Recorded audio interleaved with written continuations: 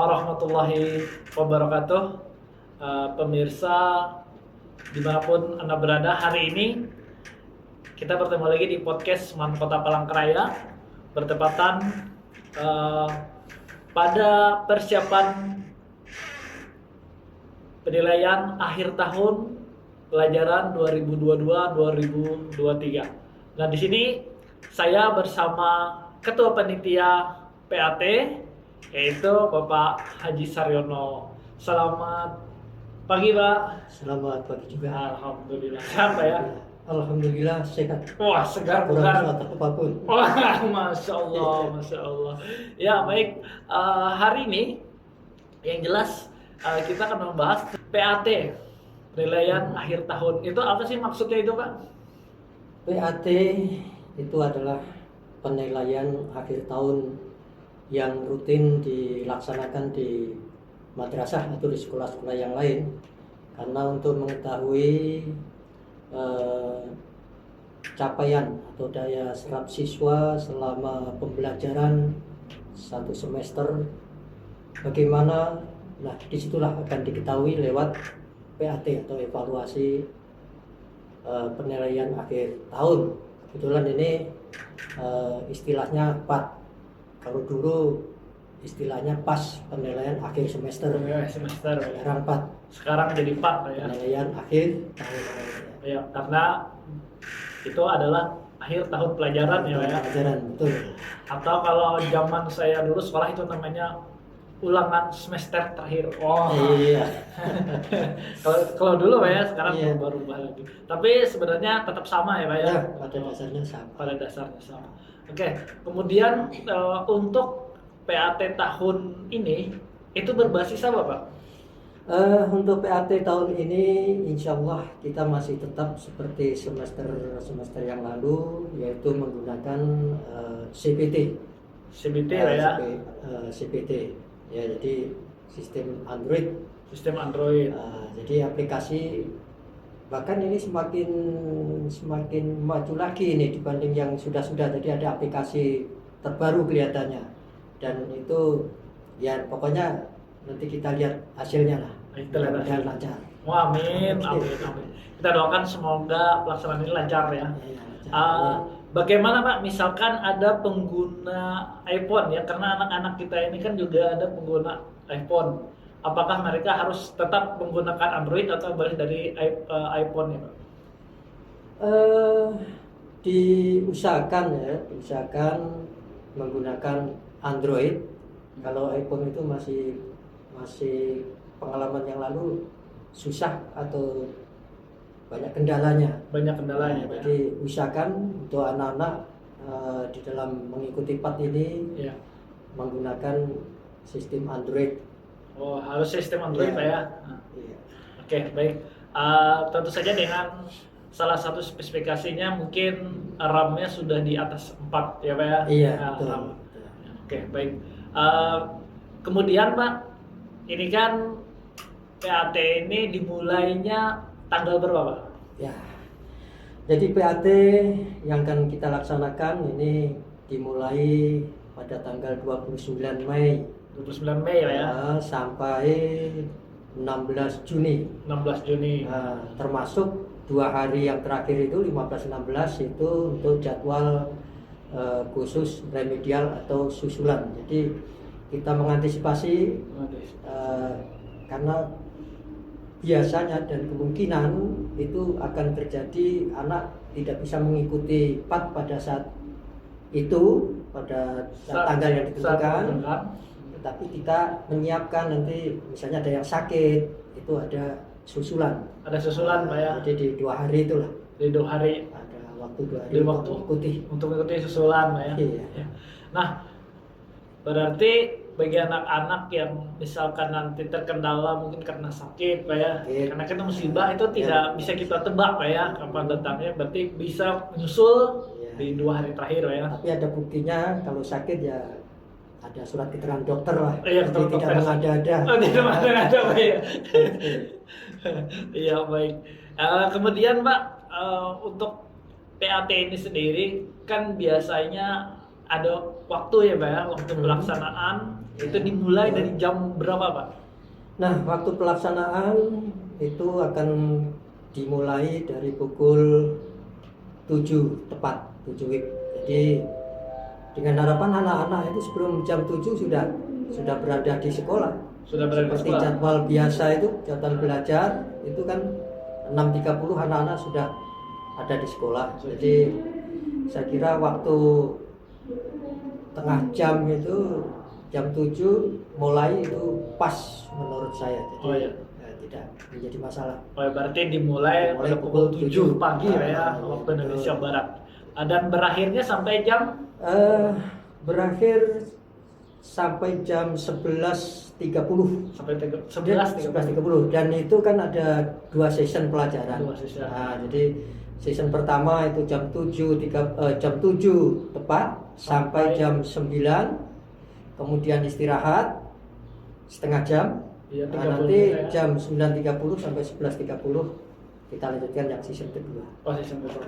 Berarti setelah selesai selesainya pukul 11.30. Ya, berarti nanti setelah itu mungkin anak-anak langsung melaksanakan sholat zuhur ya di masjid Iya, ya. betul. Baru pulang ke rumah Pulang. masing-masing. Luar biasa sekali. Nah, kemudian Pak, untuk setiap harinya berarti tadi ada 2 mata pelajaran Pak ya? Iya. Setiap hari ya. Dua pelajaran.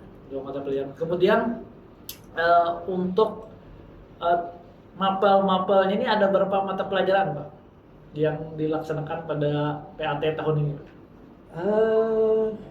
Kurang lebih ada 17 mata pelajaran ya. Ya, 17 Pak ya. Mata pelajaran. Itu sudah termasuk dengan Termasuk keterampilan. keterampilan.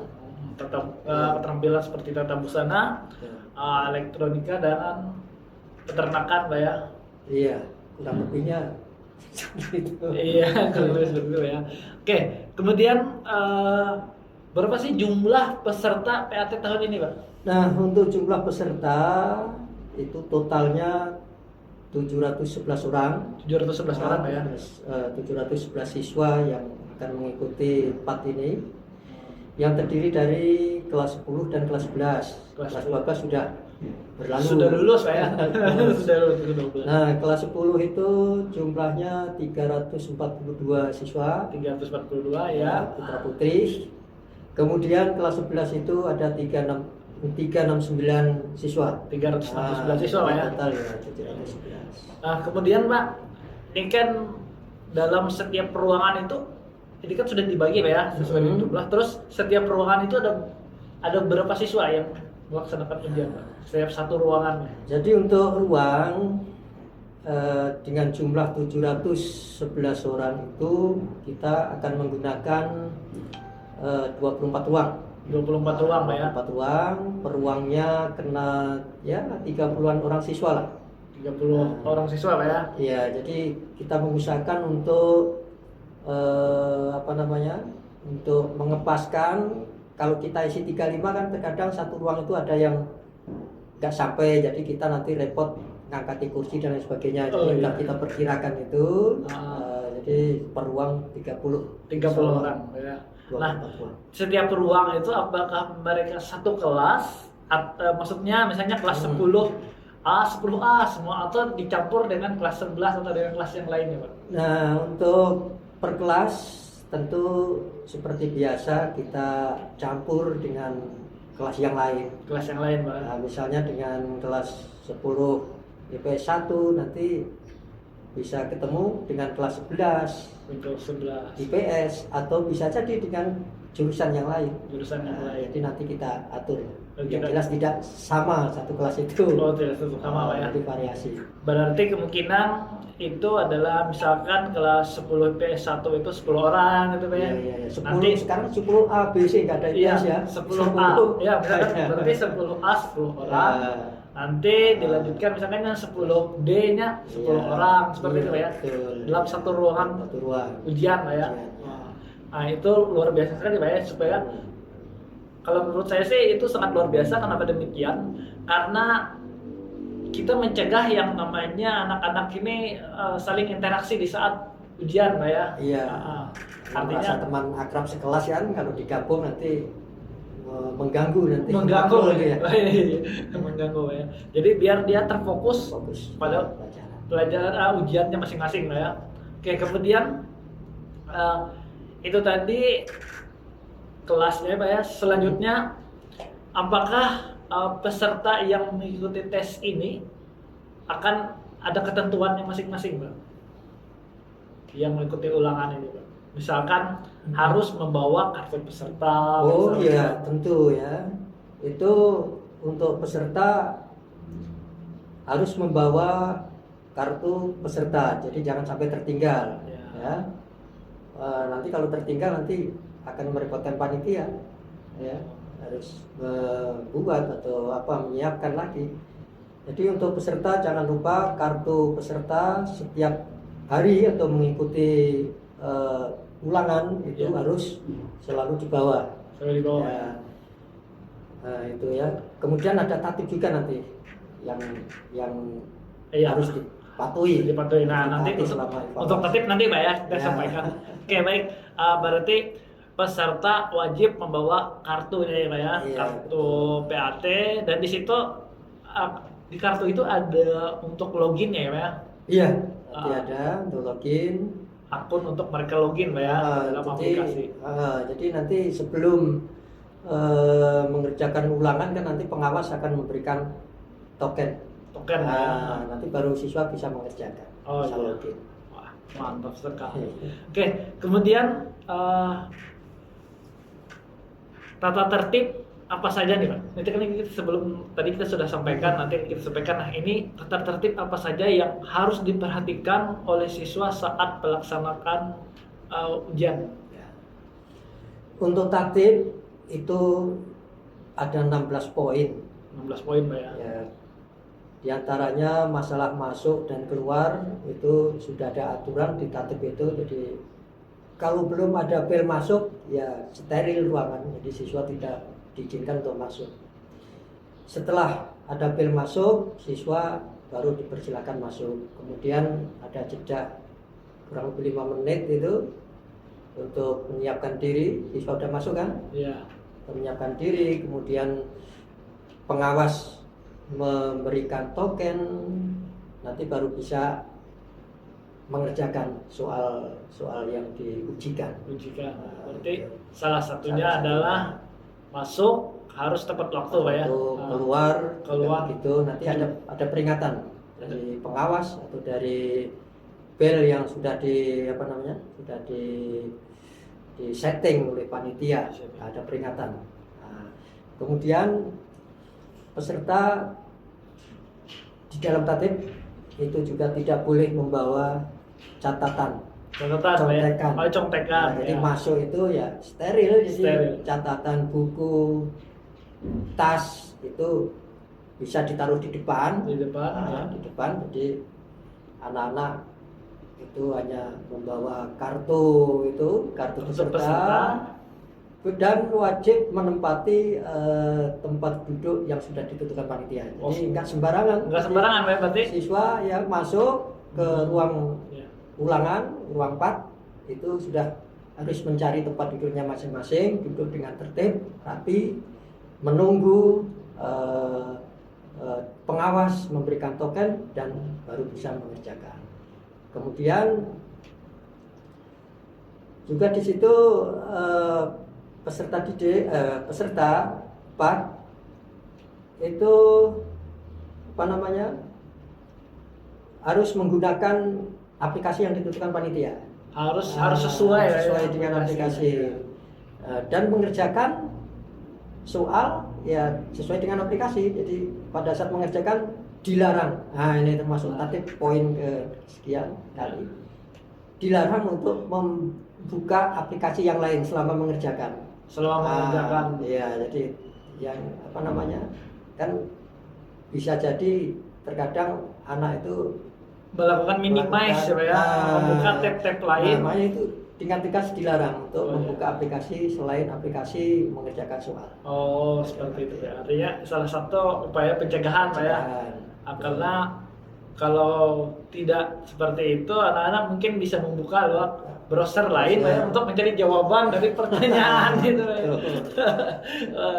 Itu saking majunya teknologi kita sudah sekarang ya.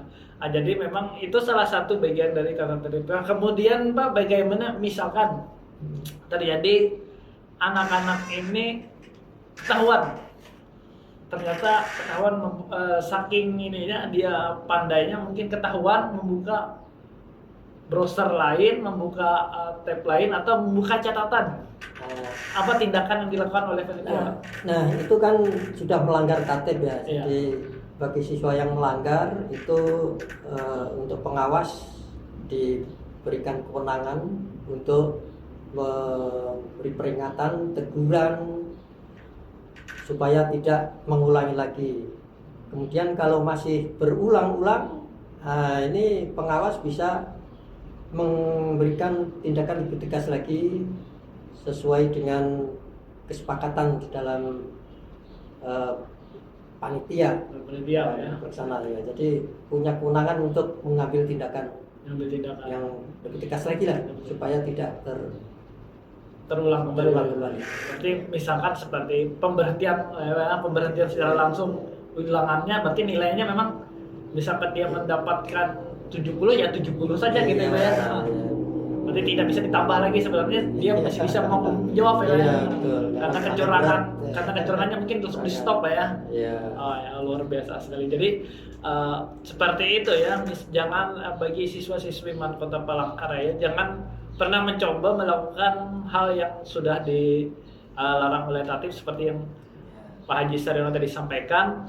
Jangan membuka tab-tab lain ataupun jangan membuka browser lain untuk mencari kunci jawaban ya, ataupun membuka catatan ya, selip-selip siapa tahu kan yang ada Pak ya.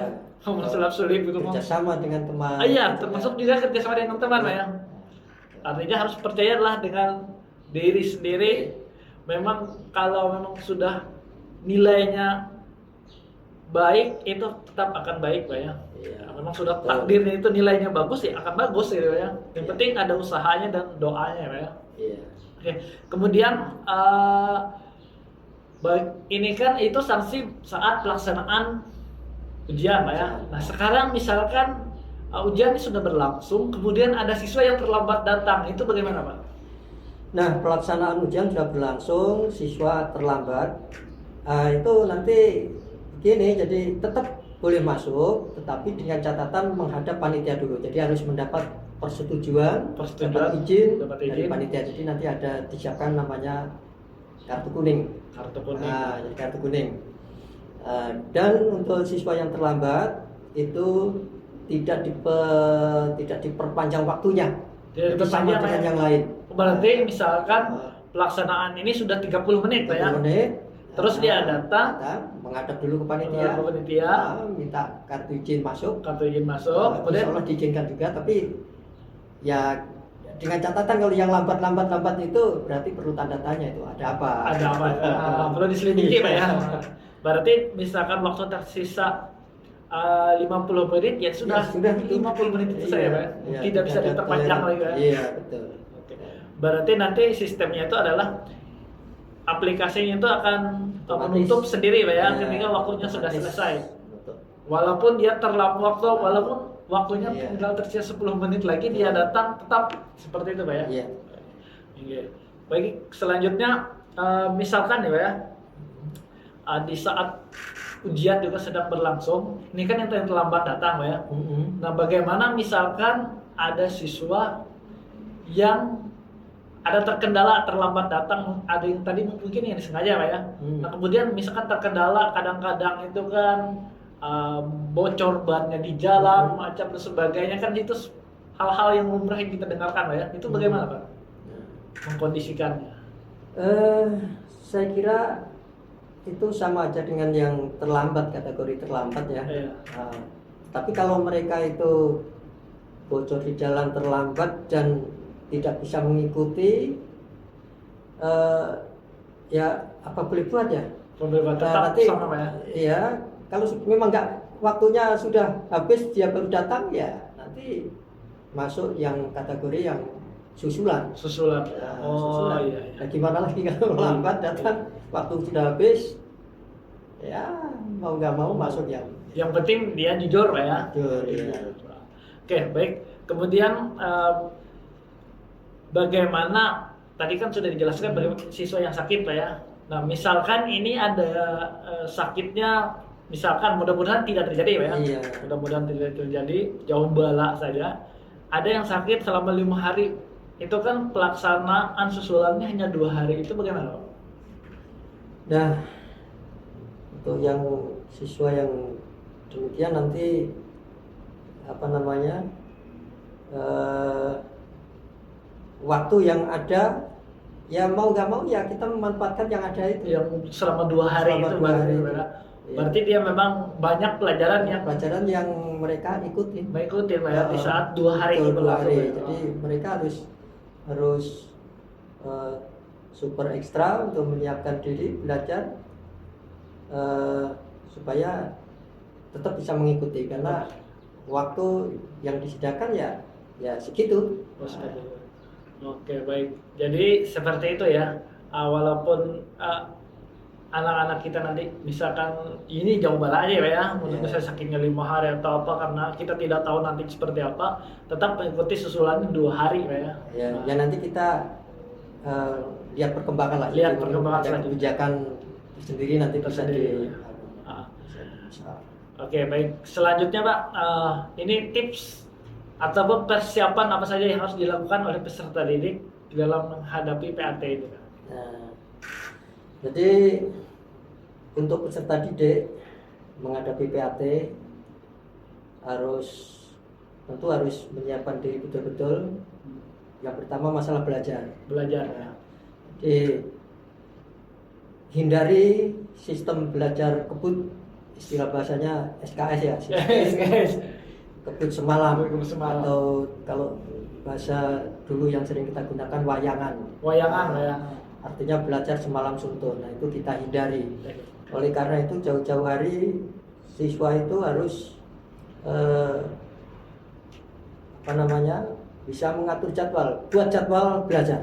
Nah, tersusun dengan rapi jadwal belajar. Kemudian banyak latihan soal supaya nanti pelaksanaan PAT-nya ya nggak begitu kesulitan. Artinya belajar dengan menyelesaikan soal-soal, banyak latihan. Kemudian yang ketiga itu siswa harus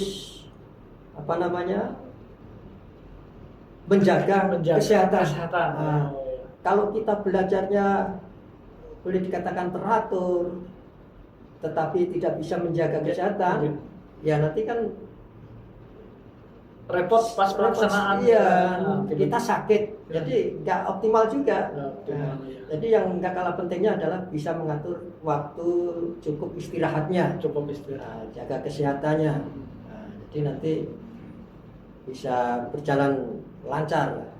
Kemudian yang selanjutnya juga tidak kalah pentingnya untuk menghadapi PAT ini, itu memastikan diri kondisi HP yang digunakan itu lancar lah. Lancar artinya apa? Di situ paket data ada, mencukupi. Menyiapkan paket data ya. Kemudian ya kalau merasa kira-kira banyak beban di HP itu seperti memori mau penuh atau yang dokumen atau data-data foto-foto atau lain sebagainya yang dirasa banyak, yang nggak penting dihapus, bersihkan. Yang memberatkan handphone. Yang memberatkan karena itu akan memberatkan cara kerja HP itu sendiri, mengganggu pas pelaksanaan ujian. Ya, jadi nge-lag ya Pak ya. Lag, akhirnya malah nggak lancar kan. Jadi itu perlu diperhatikan betul. Jadi file-file dokumen yang nggak penting, foto-foto apa yang nggak penting ya dihapus atau dipindah ke laptop lah, disimpan atau apa pindah ke yang drive dulu Pak ya. Supaya cara kerja HP itu lancar. Iya benar ya. Jadi seperti itu. Nah kemudian Pak, pesan untuk orang tua siswa nih Pak, untuk orang tua peserta didik kita yang akan melaksanakan PAT ini Pak. Pesan untuk orang tua, yang pertama masalah belajar, memantau belajar anak. Terkadang anak itu ya kita suzon lah.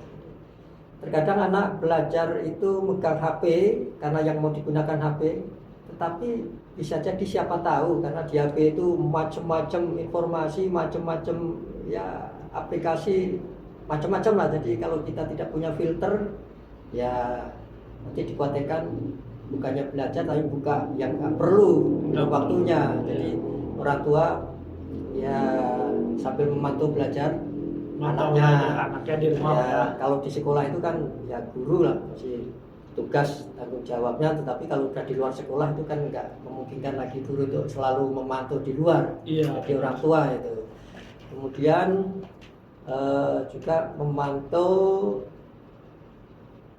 jam istirahat anak, tidurnya anak. Jadi jangan sampai anak itu pada saat ujian ini jangan sampai terlalu larut malam. Takutnya bangunnya kesiangan ya. Nah itu waktunya kesiangan. Karena beberapa pengalaman yang lalu itu alasannya banyak yang bangun kesiangan.